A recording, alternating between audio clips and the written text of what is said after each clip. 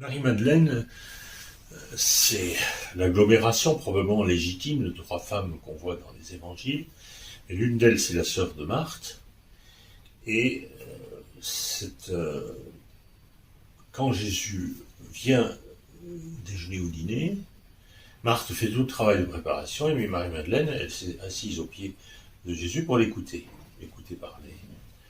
Donc, dans le milieu gnostique, on s'est imaginé qu'elle avait appris des secrets que les autres ne connaissaient pas, que même les apôtres ne connaissaient pas, du fait qu'elle avait écouté pendant des heures Jésus lui parler. Donc elle savait des choses que les autres ne savaient pas, et les gnostiques disaient, mais nous on les sait, donc on va vous les dire, ces choses-là qu'elle a entendues.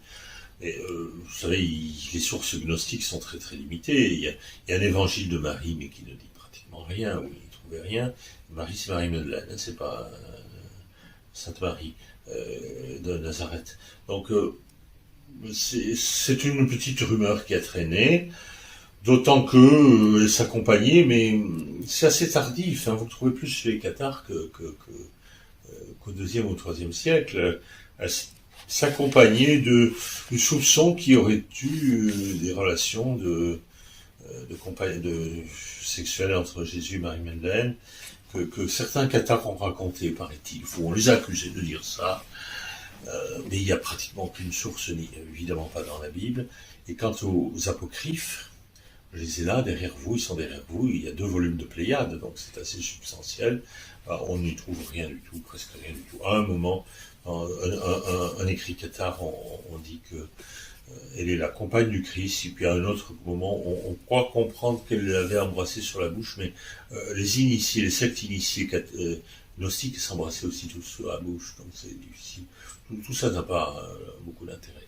Ça m'a seulement permis d'intéresser à la gnose mon éditeur, puisqu'on avait d'abord fait le livre sur Marie-Madeleine, et il y aurait chez Marie-Madeleine le gourou transgresseur, une figure de Jésus comme gourou transgresseur, mais qui n'a pas de source, qui est imaginaire, parce que à mon avis c'est impossible, parce que les pharisiens avaient fliqué tellement la société, que les pharisiens, tout le monde se surveillait, les sadducéens surveillaient les pharisiens, etc. Et Jésus était surveillé de tous les côtés, plus la police secrète romaine qui était derrière, que s'il avait opéré des transgressions majeures, tout de suite il était disqualifié, ça se serait su, et on l'aurait sorti à son procès.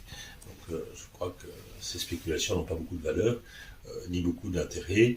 Quant à savoir si Marie-Madeleine, elle a su plus que les autres, ça, c'est une hypothèse qui part uniquement de cette scène où, pendant que sa sœur Marthe fait la tambouille, elle écoute.